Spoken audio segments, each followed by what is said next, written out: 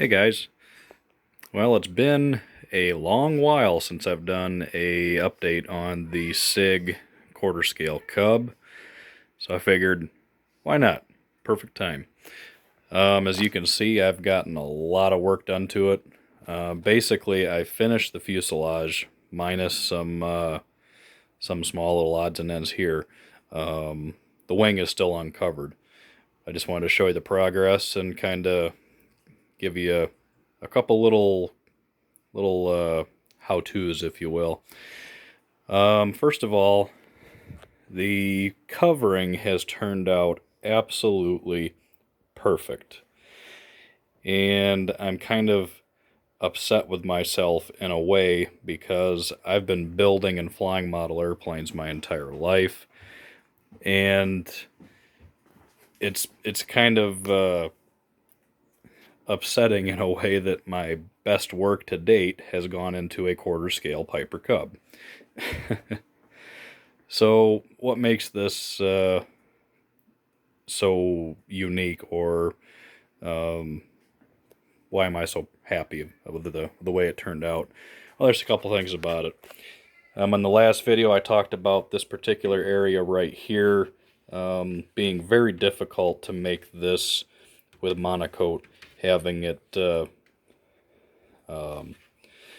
covering this open structure like that with no support. Trying to find a good angle on it. So you can see right here, most of the Cubs you see on the market, ARF wise, have the flat part of the fuselage continues all the way down and the fin just glues in.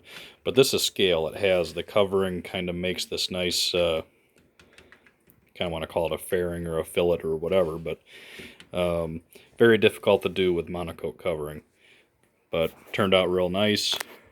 And the other thing is the whole plane was the whole fuselage was covered blue, and then obviously the white went on afterwards, and it turned out so good. Absolutely bubble free, and this is all covering over an unsupported surface. Now that's difficult to do if you don't know how to do it, and there's several different ways to do this. Now let's just take this stripe right here.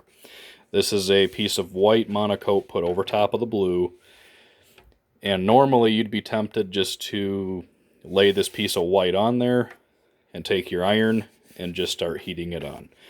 The problem with doing that is you're going to get air bubbles underneath, and actually a lot of them. Because when you're putting covering over wood, even a solid wood surface, even though most of this airplane is open structure, but wood is very porous, so air can get into it instead of getting trapped between the surface and the covering. So that's why you don't get a whole lot of bubbles when you're covering over top of wood.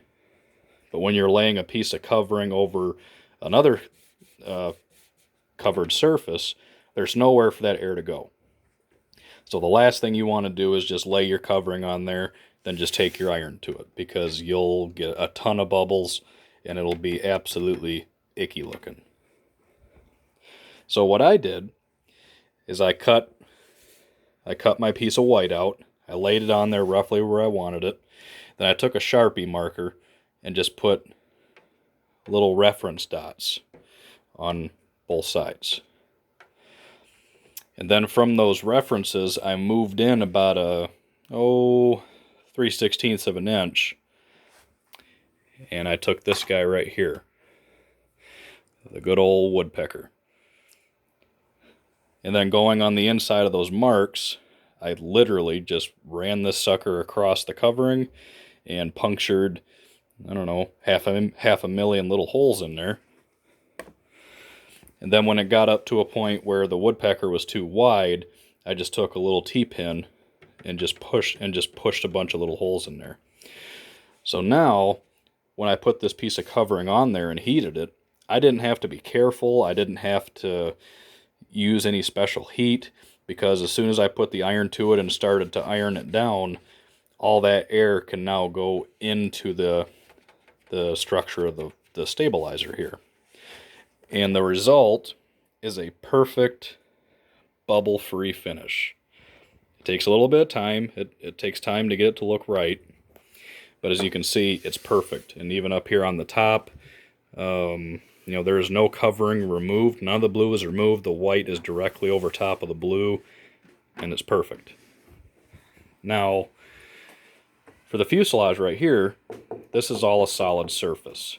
So what I was able to do here is when I put this stripe on there, I did the same thing with the Sharpie, made some reference marks, and then went in on each side about 3/16 of an inch and actually cut the covering out.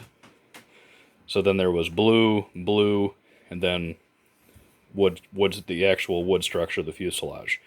And then I put this piece of white covering over it. So that way I don't get any bubbles, but this is not covering over covering, this is covering over the wood of the airplane. So a little bit different method, but you could do the same thing that I did on the stabilizer right here by just puncturing holes in the covering so that way air has a place to go. But when you have a solid surface, it's a much better idea to remove some of the covering in the area that you're going to be putting the new piece on. Now another method for doing this is treating this like you were applying a vinyl decal. Like let's say this was a piece of vinyl. You weren't doing it with covering, you were doing it with vinyl. You'd spray the surface with Windex or a soapy water solution, lay the piece of covering on there, and use a squeegee all of the excess fluid out, squeegee out all the bubbles, and then let it sit overnight. Then when you come back the next day, the covering will actually be pretty well stuck down. And it'll just take a little bit of heat just to make sure it's permanently adhered. But you don't get bubbles that way either. The only downside is you have to wait. So I found this to be the best method for me just because it doesn't take very long to do. So, and the results speak for themselves. I mean, even going up to the fin, not a single bubble anywhere to be found. Absolutely perfect. I keep using the P word a lot when I'm talking about how this airplane is turning out. Absolutely perfect. Got the cowling all finished. It was kind of a chore to do because the SIG cowls, I really like them, even though they're plastic, they're not fiberglass, but they're very thick. I mean, they're very thick plastic, so you don't have to worry about them getting cracking and breaking and falling apart. But it kind of takes some work to get them all put together. But like putting the everything is painted minus the dummy Continental engine cylinders here. Obviously, all this will be black, and then I'll come in and do aluminum here. But when I put these on, I got them in place and just kind of tack glued them in a couple spots just to kind of secure it into place. But this is where the SIG plastic is awesome. Is once I had it in place, then I just put a nice bead of CA around the entire surface, hit it with some accelerator, and it fuses that plastic together. I mean, that's what I like the most about this, the plastic that SIG uses for their cowls is, man, when you glue something to it, it fuses it, and that's awesome. And then I just took some drywall compound spackling just to kind of smooth out the area, then primed it and painted it. And the paint's another thing I wanted to touch upon real quick. The paint turned out very good. And there's actually 3 layers of paint on here, and all the paint is different. Originally, the white was the Krylon Fusion, but the Krylon Fusion gloss white is kind of creamy looking. You can see here on top of the dummy cylinder where the next coat of paint I used in the Krylon Fusion. See, this is just a little bit kind of darker, kind of creamier. I really didn't like it. So once I put the Krylon on there, really didn't care for it, but I was going to wet sand it and kind of polish it, and maybe that'll bring out some of the whiteness a little bit. So I went ahead and did the blue And this is Duplicolor engine paint over the Krylon. And once again, it turned out perfect. There's a lot of skeptics with spray paints. They have a lot of problem with the spray paint not being compatible. As long as you wait minimum of 3 days before your main coat of paint and putting another color on, at least 3 days, to make sure it's nice and clean, and do 2 or 3 really, really light mist coats, and then you can lay on a couple heavy coats of paint, and it's perfect. So I didn't stop there. Once I did that, I wet sanded the whole thing, polished it, and the white still didn't come out the way I wanted it. So then I masked off the blue, and then I went over top of the Krylon Fusion with the Rust-Oleum 2X, just gloss white. And I tell you what, it looks really nice. It's a nice color. White is one of the hardest colors to match. As you can see, it turned out really nice. And this is not wet sanded or polished either, so I'll actually be able to get it a little bit more of a brilliant, bright white once I do that. But just kind of wanted to touch base on that real quick. So there's a lot of people that have issues with spray paint, and I do too, on occasion. But just showing that you can get really good results, and you can get color matches with the spray paint. I mean, look at the blues right here. These blues are so close, so close. And this is just a Duplicolor engine paint that I found that matched. So, not too shabby. The inside is very, very sparse at the moment. Just got the ignition velcroed up there in the front. Throttle and everything is hooked up. Found a nice place for the receiver back in the back, away from everything, away from the ignition. So no chance of interference or anything of that sort. And before I covered the fuselage, I sprayed the inside of the fuselage with a white spray can primer. As you can see, once I covered the whole side of the airplane, and then I cut out the areas for the windows, and it left just this really nice look. I mean, that looks so nice. I am extremely happy the way this thing has turned out. Another thing I wanted to show you is the servos that I'm going with on this airplane. I don't know if it's going to focus on that or not. There we go. These are the Tower Pro not Tower Pro, what the hell am I talking about? Pro Modeler servos. For those of you that remember John Beach from Model Sport magazine, he puts out these servos. They are so close to being 100% made in America that it's ridiculous. He wants to call them American made so bad, but he cannot, because the only thing in these servos that's not made in the U.S. are the motors. The motors have to be imported. But they're a beautiful servo, and the price cannot be beat for what you're getting, especially being made in the USA. These ones here are the 270s, so at 8.4 volts, they're 270 ounces of torque, which is ridiculous for a quarter scale Cub. I'm running 6.6 volts, so it's about 210, 220 ounces of torque, which is still way overkill for this airplane, but for a $45 servo, you can't go wrong. And when you get them, this is the packaging, you get them in here. And as you can see, it's a beautiful piece of work. I mean, trying to get this thing to focus here. Aluminum case, just a really nice servo. They're fast. I don't have it plugged in right now, but they're extremely fast. They center awesome. They're digital, really strong, and I'm super happy with them. I'm definitely going to use them a lot more frequently moving forward. And I got the setup here, keeping it old school. Just one servo for the rudder, one servo for the elevator. Got them mounted on the outside. This is not a competition type airplane.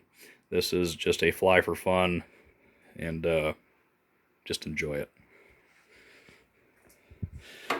Now, another thing that I've been asked before, let me see if I can point it out here, is how to get a nice straight line when you're covering around an edge like this, where obviously you have blue on the top and white on the bottom. How do you get a nice straight line right there? Well, I cheat, and I cheat big time when I do this. It's very hard to cut the covering on there that straight. I mean, if you look at that is a perfectly straight line. And the way I achieve this is when I cover, the bottom is white, the top is blue, and when I overlap it, I trim the covering very rough, about right here. I trim it very rough. So it's, it's a wavy line. It looks nasty. Then I go back and I cut a piece of 1/8 or 3/16 blue, almost like a pinstripe. And then I wrap that pinstripe all the way around. So there is a seam right here that you cannot see. Even if you're looking for it, you can't see it. All you see is that perfect, crisp edge right here. And it's perfect every time. Can't go wrong. There's other ways of doing this to get a nice, perfect, clean edge, but, I'm not afraid of seams because I can hide them. And right there's a perfect example how you hide a seam. So I'm trying to figure out if there's anything else I wanted to touch base on here. I think that's about it. Yeah, when I mounted the cowl, I had to cut a small relief for the Pitts muffler, but thankfully the dummy cylinder kind of covered up a good portion of it, which made it not very noticeable. So that worked out quite well. And I cut a generous opening in the front just to allow air to go in and cool the engine, and plenty of air exit in the bottom, so cooling will not be an issue at all. The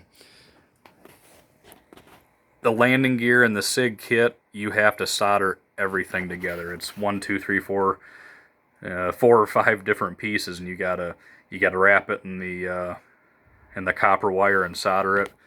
It's supposed to have a bungee in the center to give it some shock absorption. Hope that's a real word. I don't know. But I just wrapped it in solder, and so they're rigid, which is fine. I typically don't bounce very often, but they are a very stout and solid landing gear. I've already got my template made for the front windscreen, and that'll be the windows will be the absolute last thing I do. Because right now when I'm putting stuff in there and mounting stuff, it's nice to be able to get my hands through the sides instead of just going in through the top. So I'm going to wait and hold off and do the windows absolutely last. But there you have it. It's looking really good. The Corona Cub. That's in bad taste, I know, but I can't help it. If anybody has any questions, feel free to leave me a comment, or you can find me on Facebook.